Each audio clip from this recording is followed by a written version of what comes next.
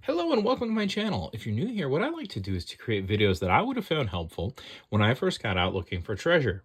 That is to say things like gold, silver, or in some cases just antiques that are pretty cool.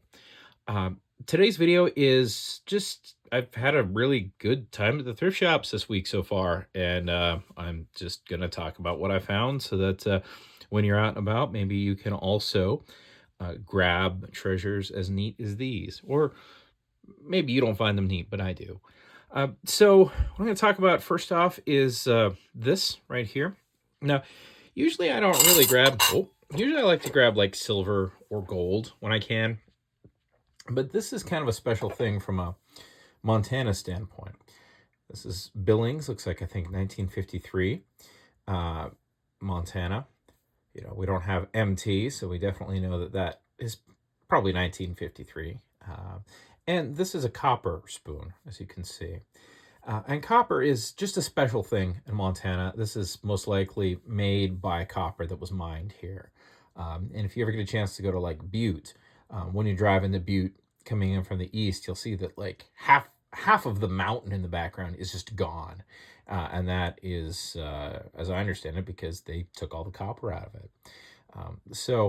Well, most of the time, these little souvenir spoons are made out of silver or silver plate. The ones from Montana, maybe elsewhere, but definitely Montana, are sometimes made out of good Montana copper.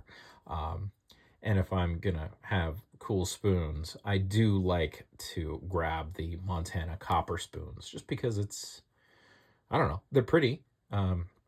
And I like the fact that it's made out of copper that's mined here. The next thing I'm going to talk about, I don't usually, now when I'm at thrift shops, you might expect me to be mostly focused on precious metals, and I am. The reason for that is because they somewhat restrain my hoarding tendencies. But I'll tell you, sometimes I come across some kind of antique that's just way too cool. And this was actually at the per pound store. So this was 35 cents per pound. And I don't think that this actually weighs a whole pound. But it just seemed to be an old picture of, I'm guessing, sisters, maybe cousins, with a teddy bear. And it's metal. I don't really know what to do with it. I think I'm just going to put it on my wall for now. It looks like it's been around for a bit and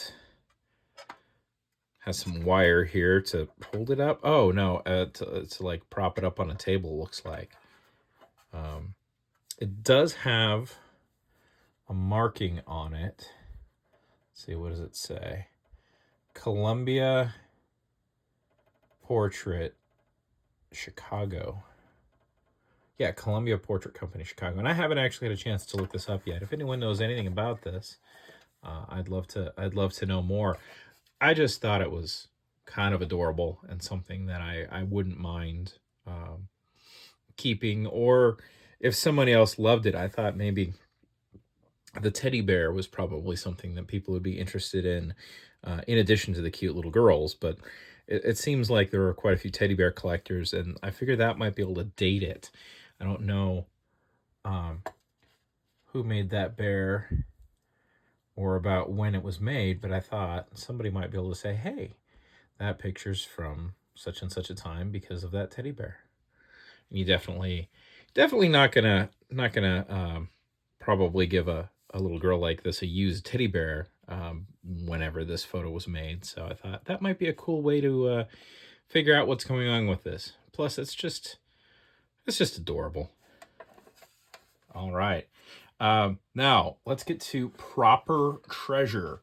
These were 75 cents each. And if we flip them over,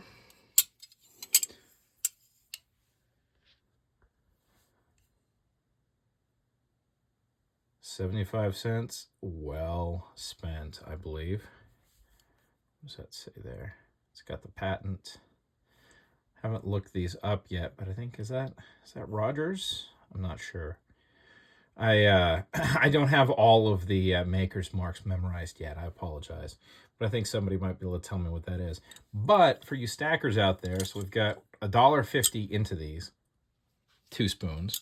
Now, I'm not going to like do anything with them other than haul them out for holidays.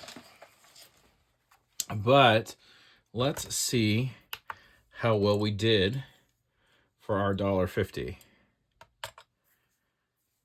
$1.50, 130 bucks.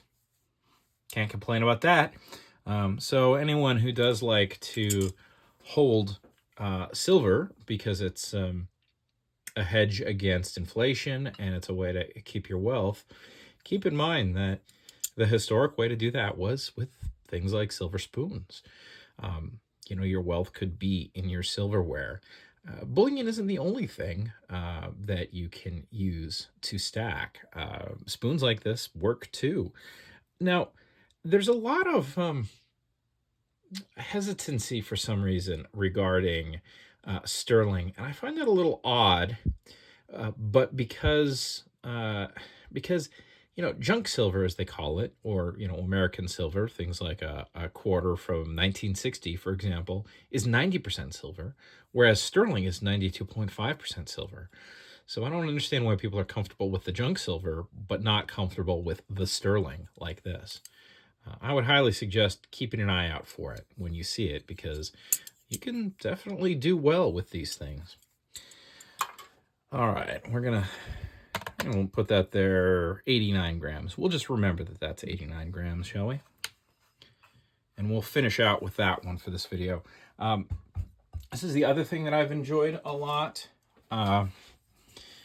These glass bowls will have sometimes these are steel, but other times they're sterling.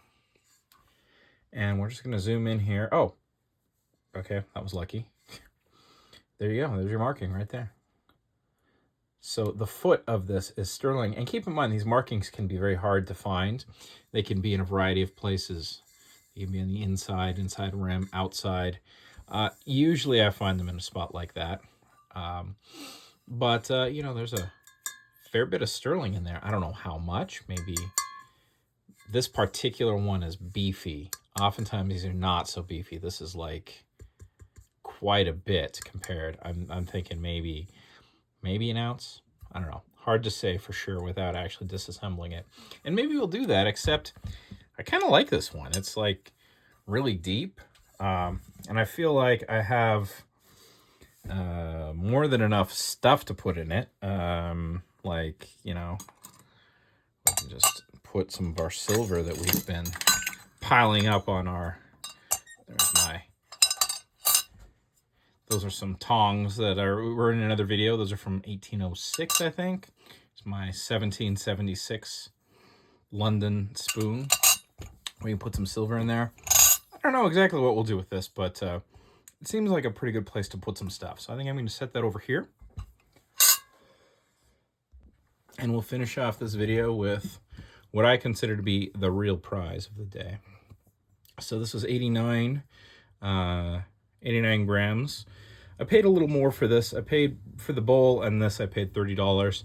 I wasn't sure that this was real. I tested it. It is real. It is sterling. So I think I'm gonna go back to that thrift shop, which is Hope Thrift in Kalispell, Montana. If anyone's visiting Kalispell, make sure you flip by Hope Thrift. But I think I'm gonna go by and give them a little bit more money now that I've verified that this thing is real. Now, I don't really know what's going on here. It looks like there was some kind of engraving or something. And I was hoping maybe to be able to see it better on the camera. If anyone can tell me what they think that is or was, let me know. And I think the reason it's so worn off is answered when we look at this here. So we have the maker. We have our little lion there telling us this is sterling. We have our little jaguar head saying this was made in London. And it doesn't have a crown, so it's a slightly newer than, for example, if I were to reach in here and we look. So this one's from 1776. And, you know, things are definitely a little bit different, but you see the Jaguar head here has a crown. There's no crown there. Then we have the date stamp, which is 1825. I think it was 1825. Correct me if I'm wrong. I know I have some absolutely marvelous British silver collecting folks in the audience, but I think it was 1825, 1826. And then I think this is the king, which indicates like a duty was paid on this. So yeah, that is 1825, and we will be using this in our upcoming Christmas to stab some turkey, I think. I'm very, very well pleased with this particular piece. And if anyone can guess as to what that was, I would appreciate it. But since it is 1825, and I remember that because I was marveling on it being exactly 200 years old. But whatever was put on there in the past isn't there anymore. Was it a bust, maybe? It's a real shame. But you know what? I feel like for being around for 200 years, this meat fork can be forgiven. So we'll just pull out a few things here real quick. And yeah, I think some days we actually have wonderful, wonderful times at our local thrift shops. I hope you enjoyed this video. And if you did, please mash that like button. If I haven't earned your subscription yet, I hope I did. And leave comments if you have anything to correct. I love correction because, again, I'm just a stay-at-home dad out in Montana doing this for fun, and I'm learning things online and I'm learning things from locals, and sometimes I get them wrong. So one of the best parts about having this YouTube channel has been learning from you, the audience. So please, any kind of comments you have, I love to hear them. Have yourself a great day. Like this, I've been Thomas.